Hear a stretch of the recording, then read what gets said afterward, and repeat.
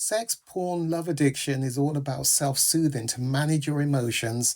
It got set up back in the childhood development years. It's just not about sex, it's not about porn. It's all about the repeated use has set up the physiology to crave those dopamine, serotonin, oxytocin, self-manufactured drugs in the body. It's impacting women, men, children aged 10 to 75 across all the age ranges, the sexes, the cultures, the professions.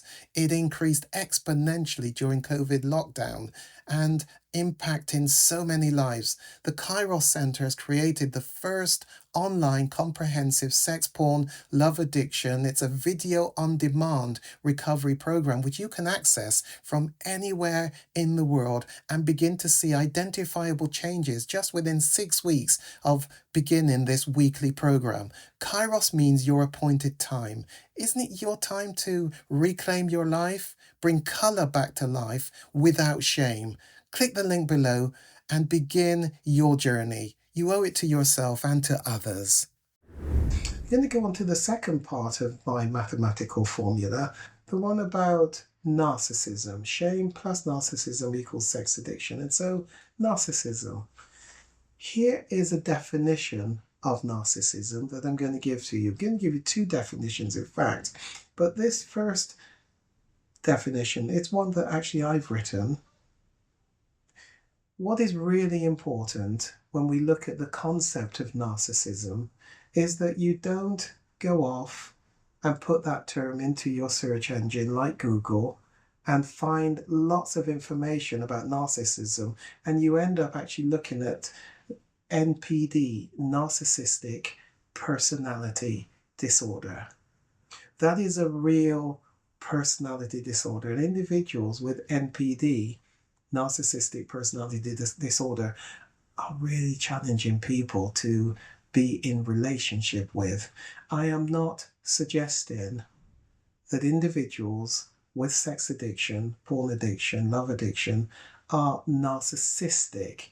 What I am saying is that they will have the traits of narcissism, and it's those traits which I want to bring out for you so that you can recognize that the likelihood is that even though you don't recognize the traits in you, it is very likely that the behaviors will lend themselves to you having narcissistic traits, narcissistic behaviors. Not saying you are narcissistic, we're saying you will likely have narcissistic patterns of behavior. So, what is narcissism? Let's give you this first definition.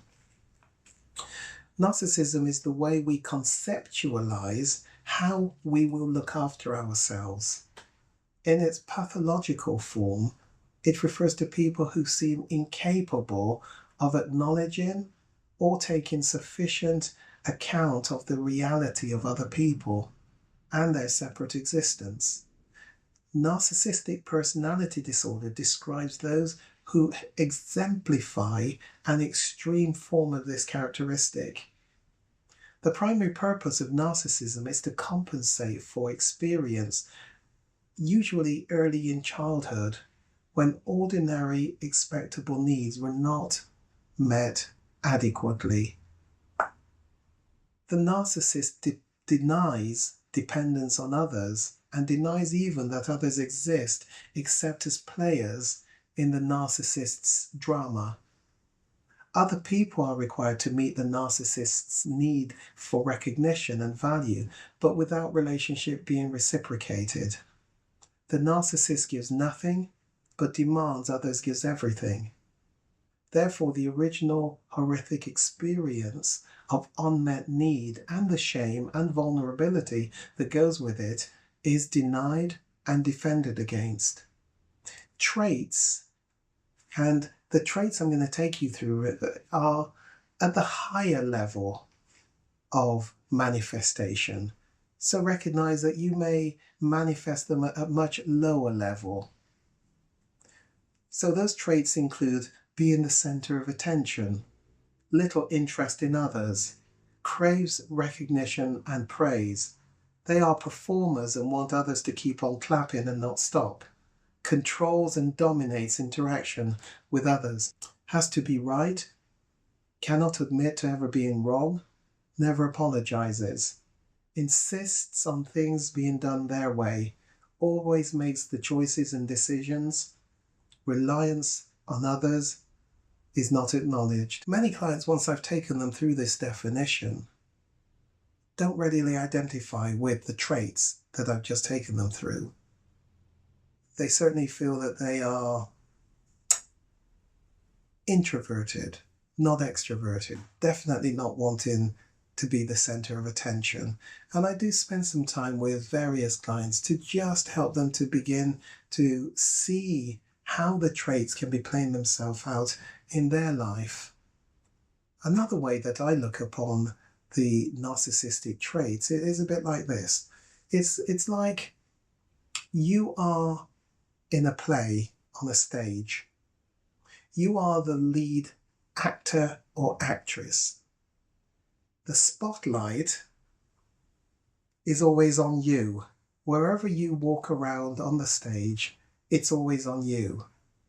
Other actors, actresses are brought in to make you look good, and you take them off the stage as and when you don't need them. If you equate that to the fact that in the acting out, the porn viewing, so often you go into a room on your own, you turn on whichever gadget, and you access the material. You're doing it on your own. You enter a fantasy world. You are in the prime spotlight. It's a fantasy. In that fantasy, you bring in people to bolster, to increase your arousal, and you move them out as you see fit. Can you see the definition that I'm explaining to you, like the being on the stage? That, the practice, the behavior of going into a room, watching porn, fantasizing, is narcissistic at a very basic level.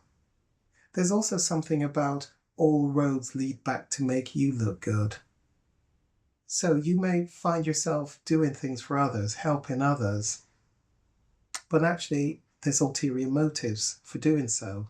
So often it's because there's something in it for you, some form of payback. You see, just looking at narcissism as a love of self doesn't do it. It's so much more about these different traits that have their focus on you. There's a sense of me, I, more me. And that's going to be really hard for you to bottom out and come to terms with the fact that you may have that type of orientation, that type of pattern of behavior. It's going to be hard for it to be found. Your brain is going to do some work to suggest that that doesn't fit with you. So I'm asking you to sit and reflect. Send me a message. It's time to get your relationship back onto a better footing for your future.